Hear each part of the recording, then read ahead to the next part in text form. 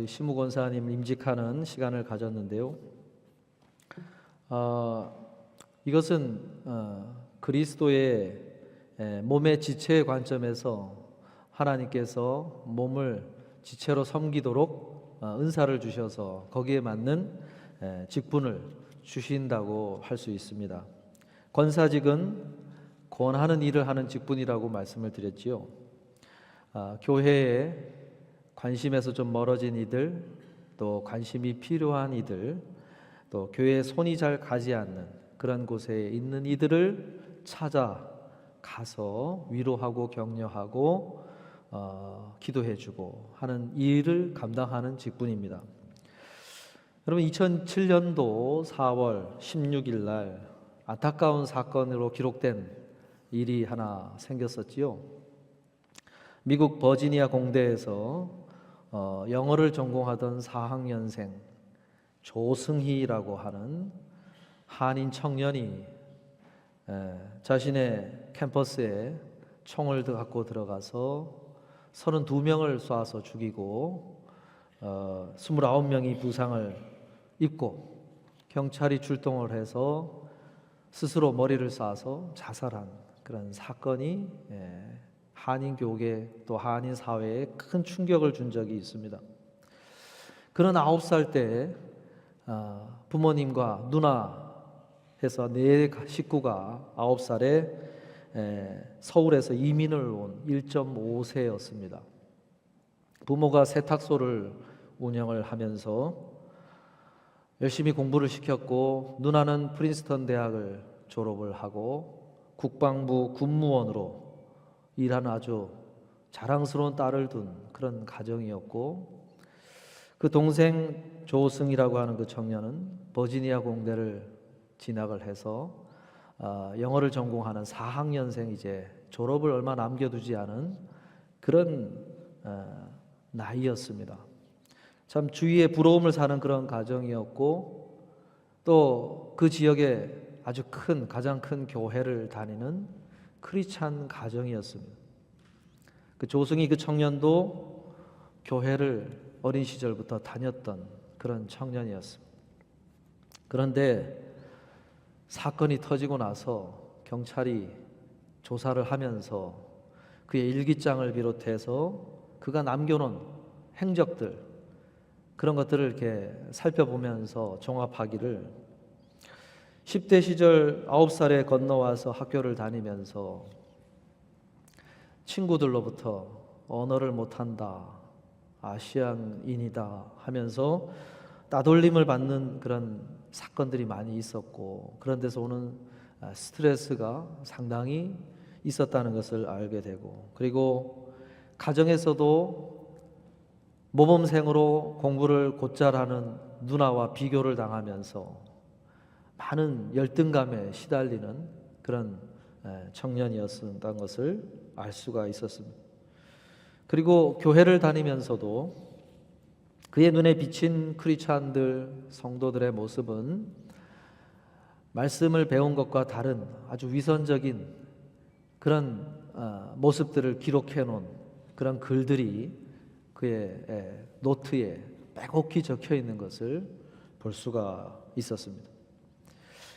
가정에서도 학교에서도 교회에서도 어느 한 곳에서도 그의 마음을 보듬어 줄 수 있는 보금자리가 없었다는 것이죠.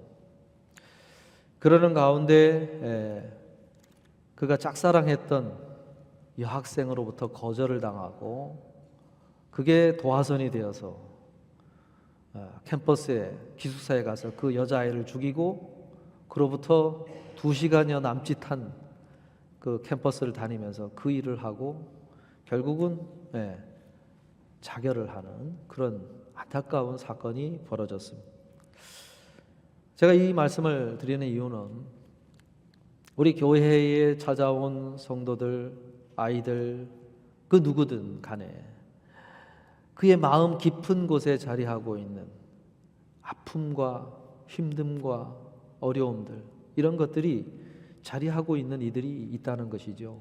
그리고 그것을 알아주고 따뜻하게 그의 마음을 어루만져주고 사랑의 온기를 전해주고 하나님의 사랑, 그 은혜를 누릴 수 있도록 이끌어주는 그 걸음이 우리 교회 공동체에 필요하고, 그 조승이라는 청년이 다녔던 그 교회 걸음 속에서 그런 은혜가 있었다면 얼마나 좋았을까 하는 참 같은 교회 성도로서 안타까운 그런 마음을 갖게 하기 때문에 그렇습니다. 그리고 우리 권사의 직분을 비롯해서 이런 이들을 찾아가서 위로해주고 격려해주고 보살펴주는 일, 그것이 오늘 우리들의 필요한 일이고, 그 필요한 일을 위해서 이런 권사의 직분과 같은 그러한 은사를 주시고 직분을 맡기셔서 그 일들을 하도록 하신다는 것입니다.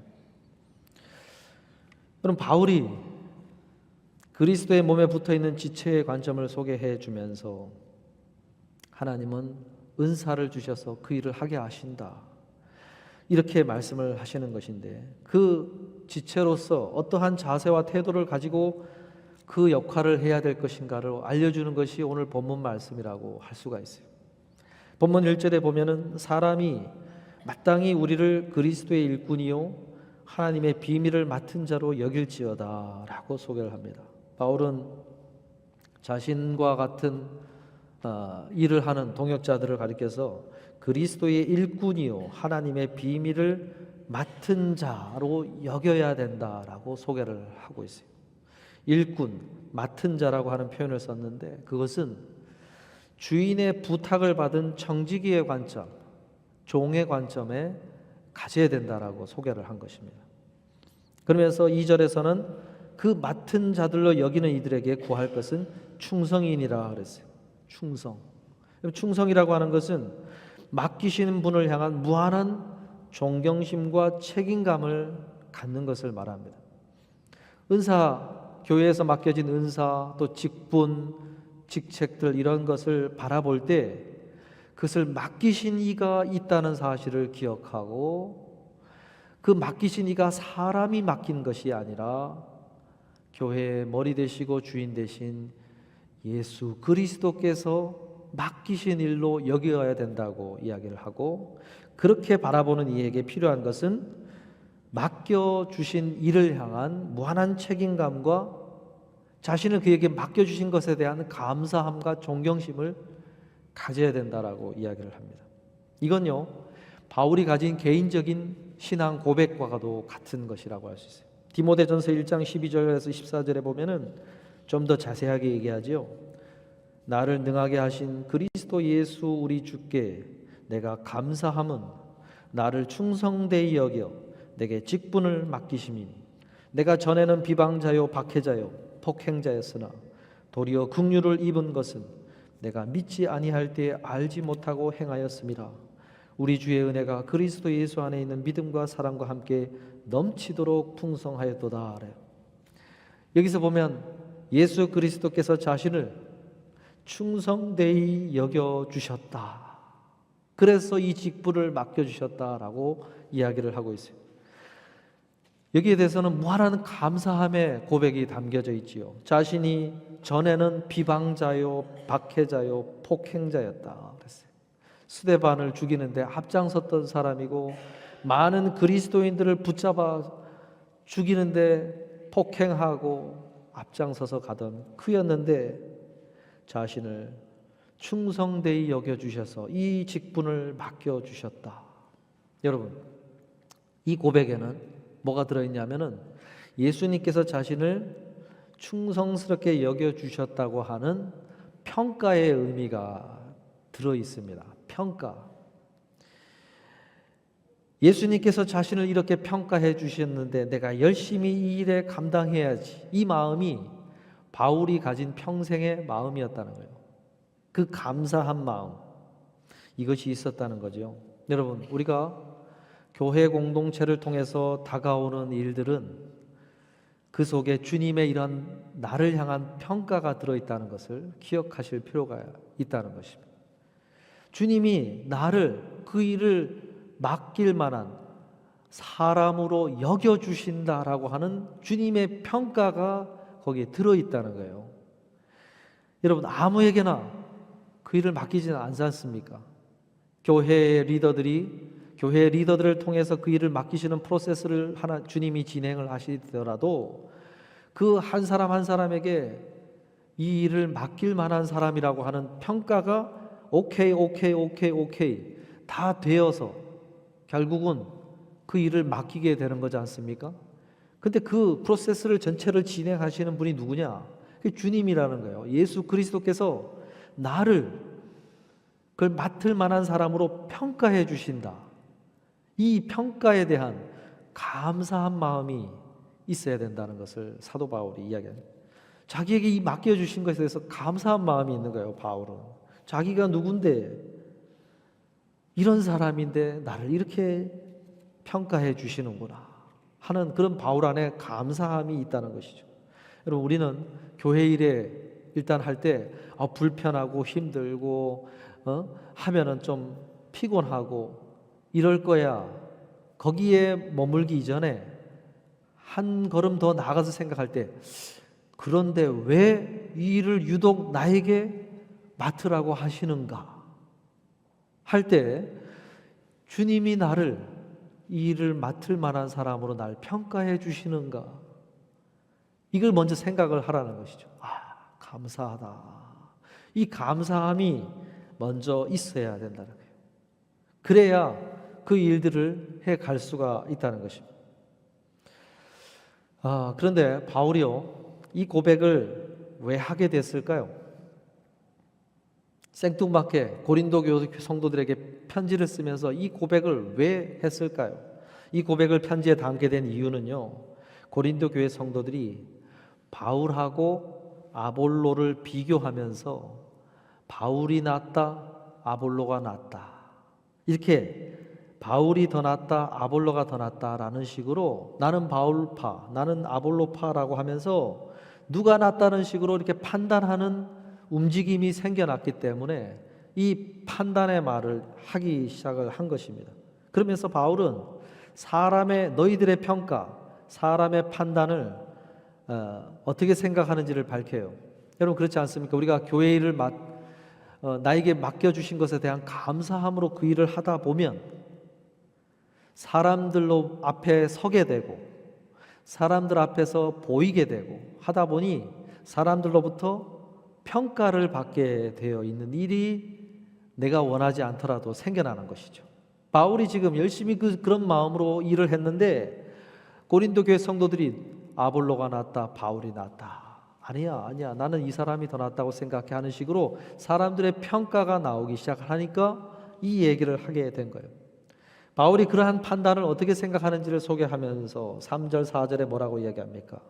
너희에게나 다른 사람에게나 판단받는 것이 내게는 매우 작은 일이라. 나도 나를 판단하지 아니하노니 내가 자책할 아무것도 깨닫지 못하나 이로 말미암아 의롭다 함을 얻지 못하노라. 다만 나를 심판하실 이는 주시니라. 무슨 얘기를 하고 있습니까? 바울은 다른 사람들에게 평가를 받고 판단을 받는 것이 매우 작은 일이라 이렇게 소개를 해줘요. 작은 일이라. 왜 그럴까요? 왜 작은 일이라고 얘기할까요? 그것은 마지막에 나를 최종적으로 판단하실 이는 주가 되시는 예수 그리스도이시기 때문에 그렇다라고 소개를 해요. 그러면서 그 이유를 좀 더 설명을 하는데 5절에 보니까 그러므로 때가 이르기 전 곧 주께서 오시기까지 아무것도 판단하지 말라. 그가 어둠에 감추인 것들을 드러내고 마음의 뜻을 나타내시리니 그때 각 사람에게 하나님으로부터 칭찬이 있으리라. 왜 자신이 사람들의 판단과 평가에 크게 신경을 안 쓰냐면은, 왜 작은 일이라고 하냐면은 그 판단은 온전한 판단이 아니기 때문이다라고 이야기를 해요. 온전한 판단이 되려면 뭐가 들어가야 되냐면 어둠에 감추인 것들에 대한 판단이 있어야 된다. 사람들이 알지 못하는, 나만이 알고 있는 은밀한 일들이 있는데 그 일들에 대한 판단이 이루어지지 않은 판단이기 때문에 그렇다. 또 다른 하나는 뭐냐면 그 마음의 뜻을 반영하지 못하는 판단이기 때문이다. 내 마음에 어떤 마음으로 내가 이 일을 섬겼는지, 어떤 마음으로 어떤 동기로 내가 그 일을 해갔는지 이것은 사람들의 판단 속에 들어있지 않다. 그런데 오직 마지막에 오시는 예수 그리스도, 그분이 다시 오실 때 어둠 속에 나만이 알고 있는 바를 온전히 드러내고 내 마음 속에 들어있는, 내 마음의 중심 깊은 곳에 들어있는 나의 마음의 동기, 내 마음의 중심, 그것을 온전히 드러내어 판단하셔서 최종적으로 온전한 판단을 하실 것이기 때문에 그것이 진정한 판단이요, 이 세상에 있는 불완전한 보이는 것만을 가지고 판단하는 사람들의 판단은 온전한 판단이 아니기 때문이다 라고 이야기를 하고 있어요. 여러분, 그렇지 않습니까? 우리는 누군가가 일을 해가는 모습을 보면서 저가 어떤 마음으로 그 일을 했는지 알지 못합니다. 그리고 내가 모르는 시간 속에 그 일을 감당하면서 어떠한 일들을 했는지, 어떠한 상황들을 마주했는지, 어떠한 일들 속에서 그 일들을 감당해 갔는지 풀로 그의 섬김의 내용을 알지 못해요. 그래서 우리가 하는 판단은 온전한 판단이 아니라는 것입니다. 마지막에 그것까지를 전부 다 포함시켜서 판단하실 이는 오직 주 예수 그리스도, 그분이 오셔서 그때 해주시는 판단만이 진정한 내 모든 것을 판단하시는 판단이다. 그것을 나는 바라보고 있다고 바울이 이야기를 하고 있어요. 그렇지 않습니까? 여러분, 사무엘이 이새의 집에 가서 하나님이 이새의 집에서 내가 새로 세울 사람이 있으니 거길 가라, 그렇게까지만 알려주고 가게 하셔서 이새가 자신의 아들들을 소개하는데 첫째 아들 엘리압을 보고 와, 역시 하나님이 말씀하신 사람이 이 아들이구나 하고 있을 때 뭐라고 말씀하세요?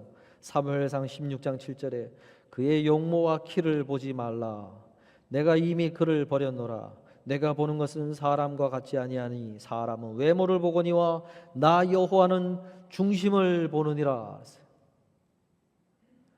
사울은 사람들이 선호하는 체격을 다 가진 사람이죠. 사람들보다 키가 월등히 큰 사람이었잖아요. 그러니까 그런 외모를 갖고 체격을 가진 사람을 왕으로 뽑아놨다가 나는 하나님께서 용모와 키를 보지 말라, 내가 이미 그러한 것들을 버렸노라 하면서 나는 중심을 보느니라. 그렇죠. 사람은 외모를 볼 수밖에 없으나 중심을 볼 수 있는 이는 하나님이시라는 것을 거기서 말씀하셨습니다. 예수님이 이 땅에 오셔서도 제자가 되는 나다나엘이라고 하는 제자, 바돌로모라고 하는 또 다른 이름을 가진 제자, 그 제자가 걸어오는 것을 보면서 뭐라고 이야기하셨습니까? 요한복음 1장 47절에 보라, 이는 참으로 이스라엘 사람이라 그 속에 간사한 것이 없도다. 예수님만이 보실 수 있는 부분이었지요. 그 속에 간사한 것이 없도다. 이것이 예수님이 내리시는 평가요, 하나님이 보시는 평가라는 것입니다. 우리는 주님이 맡기신 일들을 해갈 때 겉으로 드러나는 것들 속에서 사람들이 나오는 평가에 크게 연연해 하실 필요는 없어요. 내 마음의 깊은 중심의 동기가 무엇인지. 근데 그건 있죠.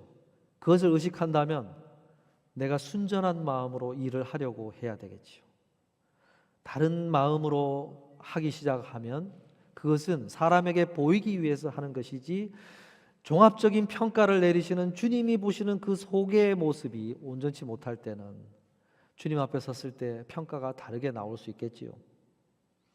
그래서 바울은 나는 그것을 종합적으로 고려하셔서 평가하실 그 주 예수 그리스도 앞에서 내리시는 평가만을 나는 바라보고 걸어가고 있다라고 이야기를 합니다. 여러분, 우리는 성찬에 참여하면서 늘 그러한 마음을 새길 필요가 있어요. 떡을 받으면서 내가 그리스도의 몸의 일부분으로 그 떡을 나눠주시는구나, 지체로 우리를 부르셨구나 하는 사실을 기억하고, 이 지체로 역할하도록 은사를 주시는구나, 그런 사실을 기억하면서 또 하나, 이 떡을 주신 이가 주님이시라고 한다면 그 주님 앞에서 마지막 평가를 받겠구나 하는 것을 기억할 필요가 있어요. 그러면서 일을 해가면서 사람들이 알아주지 않았던 많은 숨은 수고들, 숨은 시간들, 숨은 정성들, 그리고 누구에게도 말하지 못했던 마음에 묻어둔 나의 진심들, 이런 것들을 다 주님은 헤아리고 계신다는 사실을 마음에 새기면서 주님 앞에 섰을 때 그것을 종합적으로 고려하셔서 잘했다 칭찬하시는 그 주님의 음성을 들으리라 하면서 그 일들을 해 가야 된다는 것입니다. 사랑하는 성도들, 올 한 해 그 주님 앞에서 그러한 걸음을 걸으실 수 있기를 바랍니다.